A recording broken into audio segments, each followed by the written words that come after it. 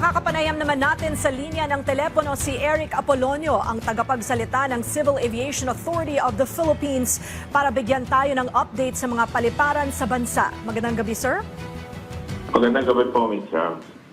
Sir, kumusta po ngayon yung update po ng ating mga paliparan? Meron po bang mga flights tayo na na-cancel o mga na-divert? Well, as of today at 7 p.m., ang canceled flight natin is 82. Tatlo yung diverted, so a total of 85 flights as of 7 p.m. today and na-cancel for today.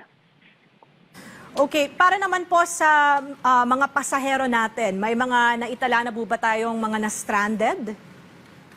Well, negative naman po. Well, advance na-inform na ng mga airlines, yung mga pasahero para mabisyuhan sila nang huwag na silang pumunta doon sa mga terminals ng CAAP.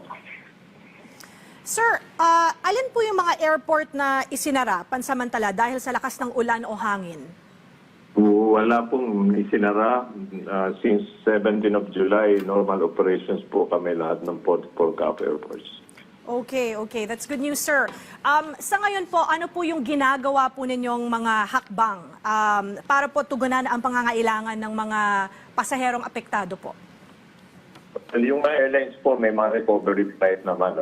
Ay sasakay yung mga pasaherong stranded doon sa mga naunang flights. At sa panic pool man ng CAAP, mayroon po kaming malasakit help desk na activated na nagpo-provide ho ng pangangailangan ng kusakali yung mga pasahero kahit yung hot meals nagpo-provide kami kung kinakailangan.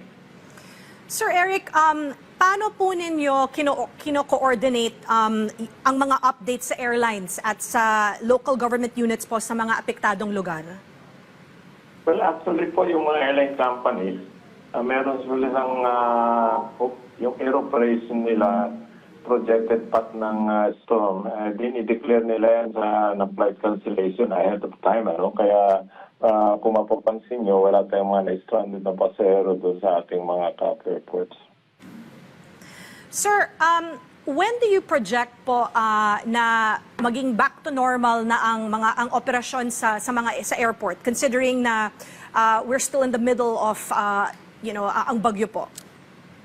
Well, hopefully, kung umayos ang panahon bukas, mas maiayos na. But ang airline nga po, meron silang sistema dyan. Dahil po project nila kung doon sa patong bagyo, iniiwas sila, cancel sila ng flights.